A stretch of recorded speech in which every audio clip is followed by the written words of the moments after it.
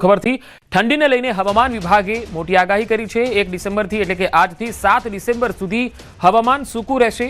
આગામી 7 દિવસ સુધી ઠંડીમાં કોઈ વધારો નહીં થાય। આજે નલિયામાં સૌથી વધુ 14 ડિગ્રી તાપમાન નોંધાયું। સૌરાષ્ટ્રના દરિયા કિનારે સામાન્યથી વધારે ઠંડીનો ચમકારો જોવા મળશે। અમદાવાદમાં લઘુત્તમ તાપમાન 17 ડિગ્રી રહેવાની શક્યતા છે। आज का जो वेदर फोरकास्ट है 1 दिसंबर से लेकर 7 दिसंबर तक मौसम आमतौर पर शुष्क रहने का पूर्वानुमान दिया गया है। और जो मिनिमम टेम्परेचर है इसके लिए कोई बड़ा बदलाव नहीं रहेगा। और जो मिनिमम टेम्परेचर अहमदाबाद के लिए आज मिनिमम टेम्परेचर का जो पूर्वानुमान दिया गया है 17 डिग्री सेंटीग्रेड के आसपास। और आसमान मेनली क्लियर रहेगा। और मिनिमम तापमान जो रिकॉर्ड हुआ है अगले 24 घंटा में अप्रेसिबली फॉल हुआ है सौराष्ट्र कोस्ट रीजन में इन पार्ट्स एंड रिमेनिंग पार्ट्स कोई बड़ा बदलाव नहीं था।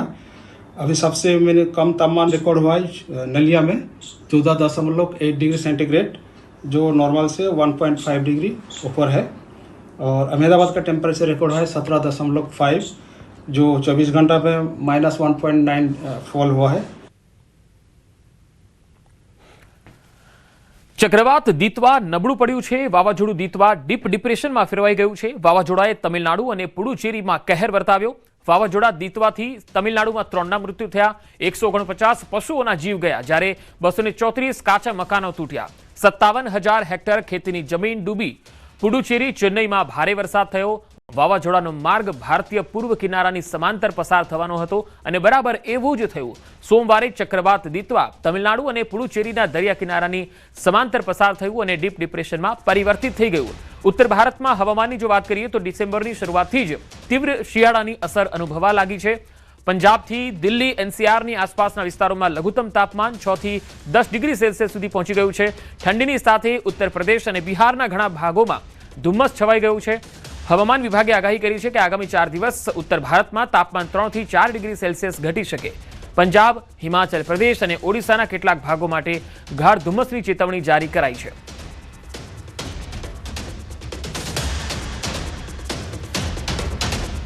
ચક્રવાત દીતવાએ નાગપટ્ટિનમ જિલ્લાના ઘણા વિસ્તારોમાં તબાહી મચાવી છે। વેદારણ્યમ નગરપાલિકાના પ્રથમ વોર્ડમાં 30 થી વધારે પરિવારો રહે છે અને ભારે વરસાદને પગલે તેમના ઘરોની આસપાસ વરસાદનું પાણી ભરાઈ ગયું છે જેના કારણે સમસ્યા સર્જાઈ છે। ડેથાકુડી તળાવમાંથી પાણી બહાર કાઢવા માટે યોગ્ય ગટર વ્યવસ્થાના અભાવને કારણે 3 દિવસથી વધુ સમયથી ઘરોની આસપાસ વરસાદનું પાણી ભરાયેલું રહે છે। તળાવના ઓવરફ્લોને કારણે વરસાદનું પાણી રહેણાંક વિસ્તારોમાં પણ પાછું આવી રહ્યું છે। બાળકોથી લઈને વૃદ્ધો સુધી દરેક મુશ્કેલીમાં છે। કેટલાક ઘરોમાં પાણી ઘૂસી જવાના કારણે ઘણા લોકો ઘરની બહાર નીકળી શકતા નથી। રસ્તાઓ અને કમર સુધી પાણીમાં ફસાયેલા રહે છે। અત્યારે આ તરફ થલગની ચીરમાં ભારે વરસાદ થયો। નાળિયેરનું ઝાડ અહીંયા ધરાશાયી થયું। 2 વીજ થાંભલાઓને નુકસાન થયું। થલગની યરમાં આસપાસમાં મહત્તમ 10 સેન્ટીમીટર જેટલો વરસાદ નોંધાયો છે। નજીકમાં નાળિયેરનું એક ઝાડ મુખ્ય માર્ગની વીજ લાઇન પર પડી ગયું। આ વિસ્તારમાં 2 વીજ થાંભલા ઉખડી ગયા। વીજ પુરવઠો ખોરવાયો અને આ ઘટના બાદ વીજ બોર્ડે તરત જ કામ શરૂ કર્યું અને સમારકામની કામગીરી ઝડપથી થઈ હતી। સુરક્ષાના કારણોસર વીજ પુરવઠો બંધ કરવામાં આવ્યો। સુરેન્દ્રનગરના પાટડીમાં બીએલઓને હાર્ટ એટેક આવ્યો। મોડી રાત્રે એસઆઈઆરની કામગીરી સમયે એટેક આવ્યો। શિક્ષકને સારવાર માટે હોસ્પિટલમાં ખસેડાયા। હાલ શિક્ષકની તબિયત સ્થિર હોવાની માહિતી છે। ભોગ બનનાર બીએલઓની કામગીરી અન્યને સોંપવામાં આવી છે। રાજ્યમાં બીએલઓની કામગીરી સમયે તબિયત લથડવાના બનાવો ખૂબ વધી રહ્યા છે।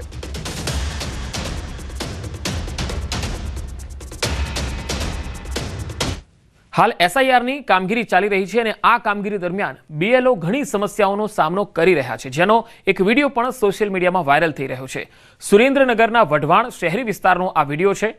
વિડીયોમાં મફતિયાપરા વિસ્તારમાં મતદાર યાદી સુધારણા કામગીરી માટે ગયેલા બીએલઓએ વૃદ્ધ મતદારને માતાનું નામ પૂછ્યું તો મતદાર સામાકાંઠાના મેલડી માતાનું નામ તરીકે લખવાનું કહે છે। આ સાંભળીને ફરજ પરના બીએલઓ પણ મૂંઝવણમાં મુકાઈ ગયા। બીએલઓ દ્વારા અંદાજે 1 કલાકની જહેમત બાદ વર્ષ 2002 મતદાર યાદીમાંથી વૃદ્ધ મતદારની સંપૂર્ણ વિગતો શોધી ફોર્મ ભરવાની પ્રક્રિયા પૂરી કરાઈ હતી। તમારા માતાનું નામ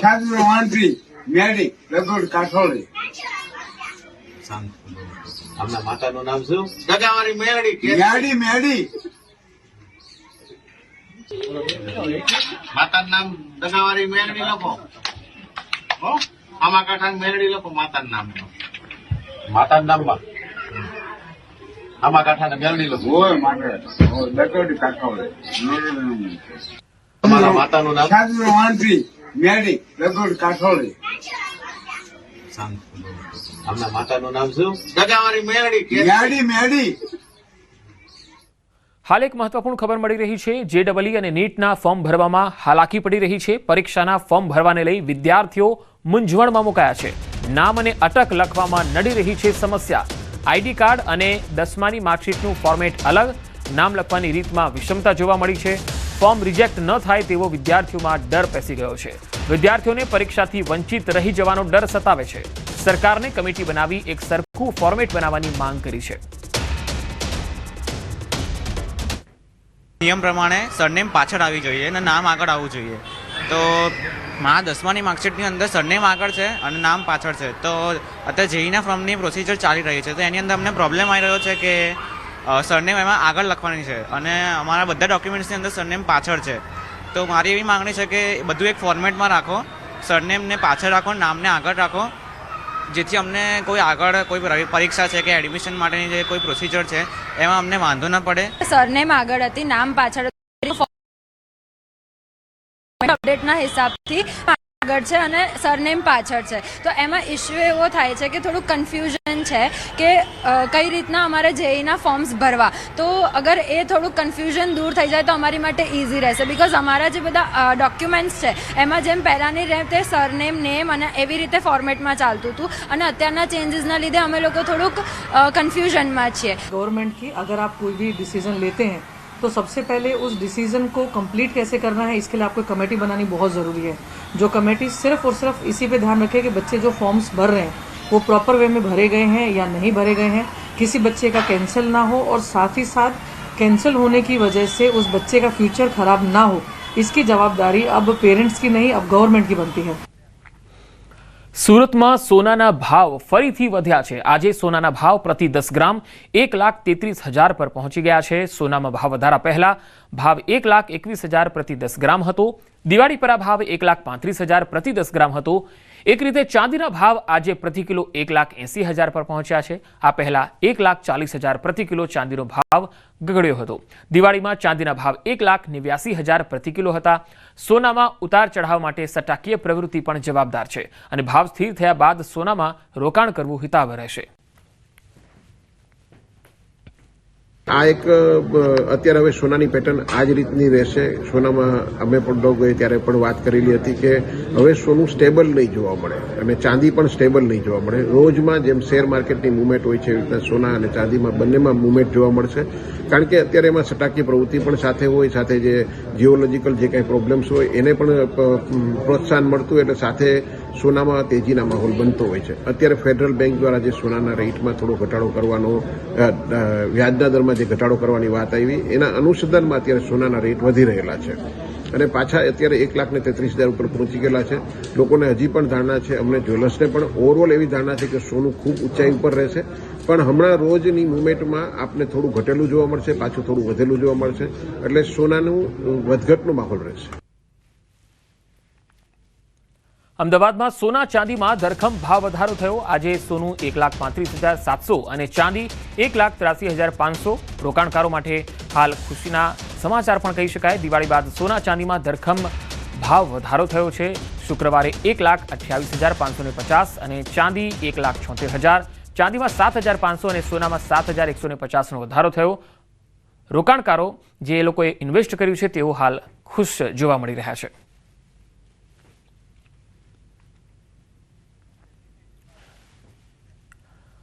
જૂનાગઢમાં પ્લાસ્ટિક ખાતા વન્ય પ્રાણીનો વિડીયો વાયરલ થયો છે. ભવનાથના લાલધોરી વિસ્તારનો આ વિડીયો છે જે વાયરલ થઈ રહ્યો છે.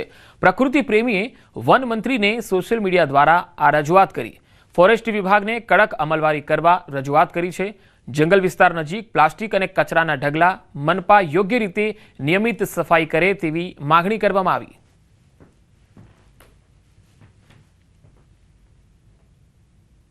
પણ આશા રાખીએ છીએ કે જે ભવનાથ આસપાસનો જે રક્ષિત વિસ્તાર છે, જે સેન્સિટિવ ઝોન છે, કે જ્યાં વન્યજીવો પ્રાણીઓની અવરજવર છે, જે કોરિડોર છે વન્યજીવ પ્રાણીઓનો, તેની આસપાસ અસંખ્ય પુષ્કળ પ્લાસ્ટિકના ઢગલા પડેલા છે કચરા રૂપે.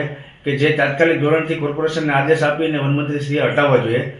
આજે જ એક વિડીયો મારા ધ્યાનમાં આવ્યો છે, જે ભવનાથથી લાલધોરી તરફ જતા રસ્તામાં વન્યજીવ પ્રાણીઓ છે એ પ્લાસ્ટિકના ઢગલામાંથી કચરો ખાય છે. વેરાવળના મંડોર ગામે વિખૂટા પડેલા સિંહ બાળનું માતા સાથે વન વિભાગે મિલન કરાવ્યું. વન વિભાગ દ્વારા રેસ્ક્યુ કરી માતા સાથે મિલન કરાવ્યું. મંડોર ગામમાં વહેલી સવારે સિંહણ આવી ચડી, જેમાં લોકોની અવરજવર વધતા સિંહણ પોતાના બચ્ચાને મૂકી નજીકના જંગલ વિસ્તારમાં ચાલી ગઈ.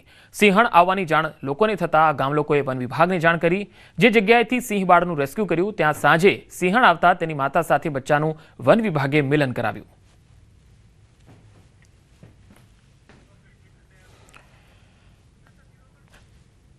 ગીર સોમનાથમાં રસ્તા પર એક સાથે અનેક સિંહ જોવા મળ્યા. રસ્તા પર સિંહની શાહી લટાર જોવા મળી. આ તસવીરો જુઓ. જાણે મોડી રાત્રે પેટ્રોલિંગમાં નીકળ્યા હોય એ રીતના દ્રશ્યો ઉના ગીર ગઢડા રોડ પરના છે. સ્ટેટ હાઈવે પર એક સાથે 6 થી વધારે સિંહોના ટોળાએ હાઈવેને બાનમાં લીધો. જોકે થોડી વાર વાહનોના પૈડા અહીંયા થંભી ગયા હતા અને બાદમાં સિંહો રસ્તા પરથી નીચે જતા વાહન વ્યવહાર ફરીથી પૂર્વવત થયો. જે દ્રશ્યો વાહન ચાલકે પોતાના મોબાઈલ કેમેરામાં કેદ કર્યા. અહીંયા અવારનવાર રસ્તા ઉપર સિંહોની લટારથી વાહન ચાલકોમાં પણ ભય છે. રહી છે. તો આ તસવીરોમાં તમે જોઈ શકો છો કે સાવજોનું ટોળું રસ્તો ક્રોસ કરીને જઈ રહ્યું છે. ગીર ગઢડા હાઈવે, સ્ટેટ હાઈવેનો આ જે દ્રશ્ય છે એ આપ જોઈ રહ્યા છો. અહીંયાથી ઘણી વખત આવા સાવજો પસાર થતા હોય છે. આ પહેલા પણ આપણે ગીર સોમનાથ અને જૂનાગઢમાં એક સાથે 12 સિંહોનું ટોળું પણ જોયું છે. વાત હવે પાટણની. કોંગ્રેસની જનાક્રોશ રેલી સિદ્ધપુર ખાતે આવી પહોંચી છે. સિદ્ધપુરમાં ઠેર ઠેર યાત્રાનું સ્વાગત કરવામાં આવી રહ્યું છે. અમિત ચાવડાએ સરસ્વતી નદીની પૂજા કરી. આ યાત્રામાં કોંગ્રેસના નેતાઓ અને આગેવાનો પણ જોડાયા હતા. તો કોંગ્રેસની જનાક્રોશ રેલી પાટણથી શરૂ થઈ અને સિદ્ધપુર ખાતે આવી પહોંચી હતી, જ્યાં અમિત ચાવડાએ સરસ્વતી નદીમાં પૂજા કરી હતી. મોટી સંખ્યામાં કોંગ્રેસના કાર્યકર્તાઓ જોડાયા હતા.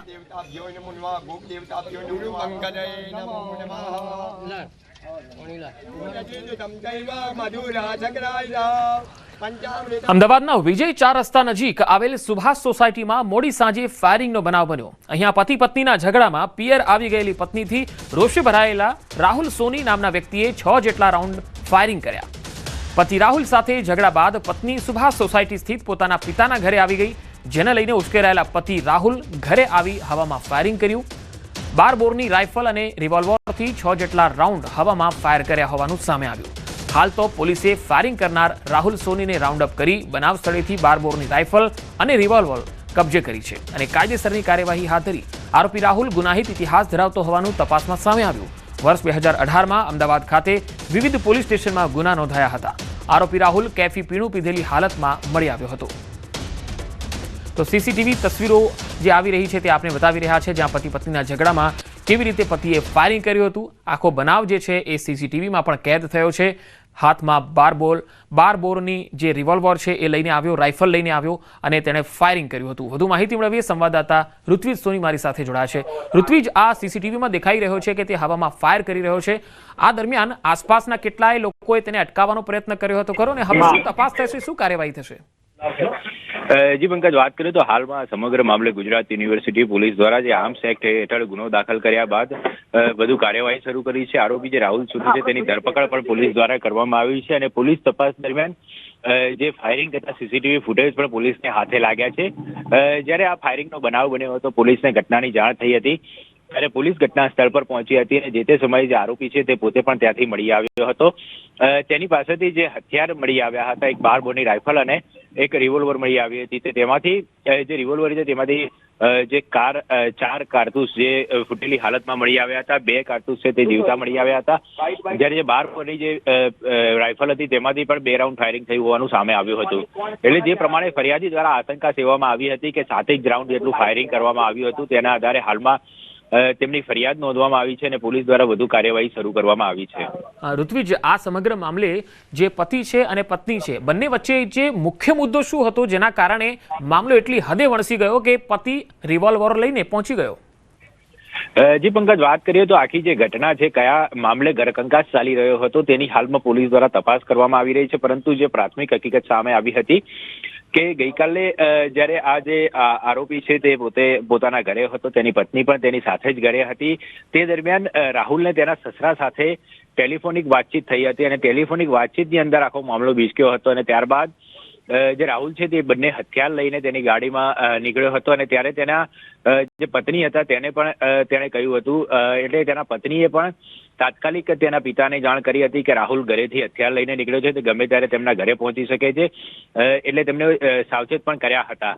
ત્યારબાદ આજ રાહુલ છે તે તેના સાસરીમાં પહોંચે છે તે પહેલા જ તેના પત્ની ત્યાં પહોંચી ગયા હોય છે અને સમગ્ર જે ઘટના હતી તે તેના પિતાને જાણ કરી હતી. એટલે સદનસીબે કોઈ પણ પ્રકારની જાનહાનિનો બનાવ જોવા મળ્યો નથી. રાહુલ જે આરોપી છે તેણે ફાયરિંગ કર્યા હતા, હવામાં ફાયરિંગ કર્યા હતા. એટલે આ સમગ્ર મામલે પોલીસ દ્વારા હાલ કાર્યવાહી કરવામાં આવી રહી છે. ઘર કંકાસનો મુદ્દો શું હતો, કેટલા સમયથી ચાલી રહ્યો હતો, તે પોલીસ તપાસ બાદ હકીકત સામે આવશે. અને છેલ્લો એક સવાલ ઋત્વિજ, તેની પાસે જે હથિયાર છે રિવોલ્વર અને 12 બોરની રાઇફલ, શું આના લાયસન્સ તેની પાસે હતા? તેની પાસે આ જે હથિયાર હતા તે લાયસન્સ હોવાનું જાણવા મળી રહ્યું છે પોલીસ તપાસ દરમિયાન. જોકે તેણે હવે જે તેનો ઉપયોગ કર્યો છે એક ગુનાહિત પ્રવૃત્તિ માટે, એટલે પોલીસ દ્વારા હવે જે કાયદાની જોગવાઈ મુજબ જો તેનું લાયસન્સ રદ કરવા માટેની જો જરૂર પડશે તો તે પોલીસ દ્વારા તેનો રિપોર્ટ કર્યા બાદ તેના લાયસન્સ રદ કરવા માટેની પણ કાર્યવાહી કરવામાં આવશે. પરંતુ હાલ આ જે બંને હથિયાર છે તેનું લાયસન્સ હોવાનું પણ પોલીસ તપાસમાં જાણવા મળ્યું છે. જી ઋત્વિજ, આભાર માહિતી આપવા. તો સીસીટીવીમાં તમે જોઈ શકો છો કે આ રાહુલ સોની છે જે ફાયરિંગ હવામાં કરતો જોવા મળે છે અને તેની પાસે જે હથિયારો હતા તેનું લાયસન્સ તેની પાસે હતું એવી વાત પણ સામે આવી રહી છે. જોકે પતિ અને પત્ની વચ્ચે ગમે તેટલા અણબનાવ હોય પરંતુ આટલી હદે સ્થિતિ વણસી જાય એ યોગ્ય નથી. ટેટ અને ટાટ પાસ ઉમેદવારોએ વિરોધ શરૂ કર્યો છે. શિક્ષણ સહાયકની ભરતીની માંગ સાથે હોબાળો મચાવ્યો છે. જૂના શિક્ષકોની બદલી થતા જગ્યાઓ ખાલી હોવાનો દાવો થઈ રહ્યો છે. 4000થી વધુ જગ્યા ખાલી હોવાનો ઉમેદવારોનો દાવો છે. ભરતી માટે બીજો રાઉન્ડ જાહેર કરવામાં આવે તેવી માંગણી કરી રહ્યા છે. ધોરણ 9 થી 12માં ભરતી માટે બીજો રાઉન્ડ જાહેર કરો તેવા સૂત્રોચ્ચાર પણ કરી રહ્યા છે. બેનરો પણ છે. કચ્છ સ્પેશિયલ ભરતીની જેમ ભરતી કરવા રજૂઆત કરવામાં આવી.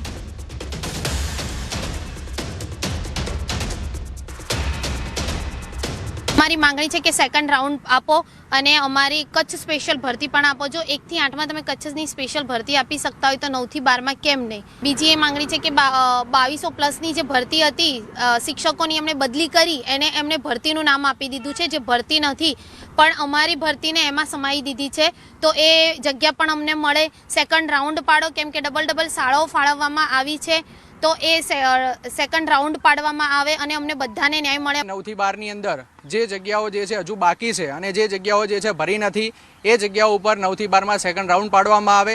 અને આ સેકન્ડ રાઉન્ડ જે છે અત્યંત જરૂરી છે. એના પાછળનું કારણ ઘણા બધા છે અને મુખ્ય કારણ એ છે કે જે લોકોને ડબલ જગ્યાએ જે છે શાળા ફાળવણી થઈ છે એના કારણે અમને લોકોને જે છે અમે રહી નથી ગયા, અમને રાખવામાં આવ્યા છે. બીજી અમારી રજૂઆત એ છે કે જો કચ્છની અંદર જે છે કે 1 થી 8ની અંદર પ્રાથમિક વિભાગમાં જો સ્પેશિયલ ભરતી અપાતી હોય તો 9 થી 12માં પણ ઘણી બધી શાળાઓમાં શિક્ષકો છે નહીં, તો એમના ભણતરનું શું? ત્યાં વિદ્યાર્થીઓ જે પ્રમાણે જે છે કે હેરાન પરેશાન થઈ રહ્યા છે તો એમનું શું? તો એના માટે જે છે કચ્છ સ્પેશિયલ આપવામાં આવે. મહેસાણાની ઉમિયાધામ સોસાયટીમાં એક અનોખો લગ્ન પ્રસંગ જોવા મળ્યો, જ્યાં પિતાએ દીકરીના લગ્નમાં પ્રાચીન સનાતન પરંપરાને જીવંત રાખતા દેશી ગાયનું દાન કર્યું. લગ્નની ચોરીમાં ગાય માતાનું વિધિવત અને જમાઈને ગાયનું દાન કર્યું. મંડપમાં શણગારેલા નાના વાછરડા સાથે ગાય દીકરીને અપાઈ ત્યારે હાજર મહેમાનોએ હર્ષોલ્લાસ સાથે ગૌમાતાની જયના નારા પણ લગાવ્યા. સોનો ચાંદી તો દરેકના ઘરે હોય જ છે, એ તો પહેલાંથી મારા દીકરીના જોડે હતું. પણ ગાયદાન એટલે ગાયની કાયમ માટે હું પોતે એક ફ્લેટમાં રહું છું, તો ફ્લેટની અંદર હું પોતે તો ગાય રાખી શકું એમ હતો નહીં. મારી દીકરીને ત્યાં જમીન એનું આંગણું બધું વિશાળ છે, ત્યાં ગાય રાખી શકે એવી સ્થિતિ હતી. એટલે મેં એવો વિચાર કર્યો કે ભાઈ ગાય આપો તો કાયમ માટે 33 કરોડ દેવી દેવતાઓનું પૂજન થાય અને ગાયની સેવા પૂજા થાય, માટે મેં આ ગાયનું દાન કર્યું. ગીતા જયંતિ નિમિત્તે જામનગરમાં ટાઉન હોલ ખાતે ગુજરાત રાજ્ય સંસ્કૃત બોર્ડ ગાંધીનગર અને જિલ્લા શિક્ષણ અધિકારી કચેરી દ્વારા ગીતા મહોત્સવનું આયોજન થયું. આ ગીતા મહોત્સવમાં શ્રી કૃષ્ણ પ્રણામી ધર્માચાર્ય 108 શ્રી કૃષ્ણ મણિજી મહારાજ, બાબા આશ્રમના શ્રી દેવપ્રસાદજી મહારાજ સહિતના સંતો મહંતો અને અગ્રણીઓની ઉપસ્થિતિમાં બાળકોએ ગીતાજીના શ્લોક રજૂ કરી ભારતીય પરંપરાને જાળવી રાખવા એક અનોખો પ્રયાસ કર્યો. રાજ્ય સરકાર દ્વારા પણ ગીતાજીને શિક્ષણમાં સ્થાન આપવામાં આવ્યું છે, જેને લઈને સંતો તેના મહત્વને પણ ઉજાગર કર્યો હતો અને પોતાનો રાજીપો વ્યક્ત કર્યો હતો. ગીતા મહોત્સવ જ્યારે સરકાર ઉજવતી હોય તો અમે એક સાધુ તરીકે કે અમને ખૂબ આનંદ થાય કે સરકાર આવા સારા કાર્યોમાં સારા કાર્યોમાં આગળ વધી રહી છે. એમાં અમારે સપોર્ટ કરવો જોઈએ. આ યોજનાઓમાં મુખ્ય 5 યોજના તરીકે સંસ્કૃત પ્રોત્સાહન યોજના, સંસ્કૃત સંવર્ધન સહાયતા યોજના, સંત સુભાષિત કંઠ પાઠ યોજના, સંસ્કૃત સપ્તાહ ઉત્સવ યોજના અને શ્રીમદ ભગવદ્ ગીતા યોજનાનો સમાવેશ થાય છે. અમદાવાદના ઇસ્કોન બ્રિજ અકસ્માત કેસનો મામલો. તથ્ય પટેલે કરેલા અકસ્માત કેસ મામલે ગ્રામ્ય કોર્ટમાં કેસની ટ્રાયલ શરૂ થતાં જ સાક્ષીની બગડી ગઈ તબિયત. કોર્ટમાં જુબાની આપવા બોલાવેલા સાક્ષીની તબિયત લથડતા તે જુબાની ન આપતા કોર્ટે સવાલ કર્યો, શું તમે ગભરાયેલા છો કે પછી કોઈ તમને ધમકી આપી રહ્યું છે? મહત્વનું છે કે સમગ્ર ઘટના નજરે જોનાર સાક્ષી જુબાની ન આપી શકતા તાત્કાલિક હોસ્પિટલ લઈ જવાનો આદેશ કરાયો. સાક્ષીને હકીકતમાં કોઈ તકલીફ છે કે પછી અન્ય કોઈ કારણો છે તેની તપાસ કરવા ડીવાયએસપીને તપાસના આદેશ આપ્યા. આ કેસની પ્રક્રિયા દરમિયાન કેસના આરોપી અને જામીન પર મુક્ત તથ્યના પિતા પ્રજ્ઞેશ પટેલ પણ કોર્ટ રૂમમાં હાજર હતા.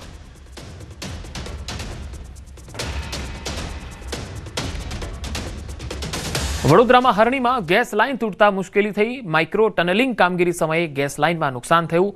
ગેસ પુરવઠો ઠપ થતા શહેરીજનોને હાલાકી પડી. પૂર્વ, ઉત્તર અને પશ્ચિમ વિસ્તાર પ્રભાવિત થયા. રાતોરાત રેસ્ટોરેશનની કામગીરી હાથ ધરાઈ. વીએમસી વીજીએલની ટીમે યુદ્ધના ધોરણે કામગીરી હાથ ધરી હતી.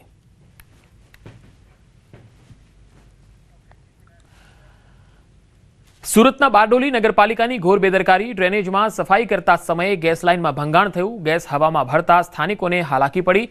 ગેસ કંપનીના કર્મચારીએ રિપેરિંગની કામગીરી હાથ ધરી હતી. ડ્રેનેજમાં સફાઈ કરતી વખતે ગેસ લાઇનમાં ભંગાણ થયું હતું. ગેસ હવામાં ભળતા સ્થાનિકોને હાલાકી ભોગવવાનો વારો આવ્યો. જોકે અહીંયા કર્મચારીઓ આવી પહોંચ્યા હતા અને રિપેરિંગની કામગીરી તાત્કાલિક હાથ ધરાઈ હતી. બારડોલીમાં ગેસ લાઇનમાં અચાનક લીકેજ થઈ ગયું.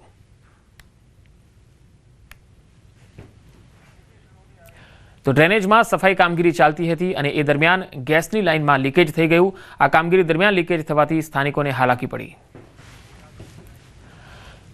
રાજકોટના ગોંડલમાં 4 કેન્દ્ર પર મગફળી ખરીદી બંધ છે. જામવાડી, બિલિયાળા, કોલીથળ સહિતના કેન્દ્ર બંધ છે.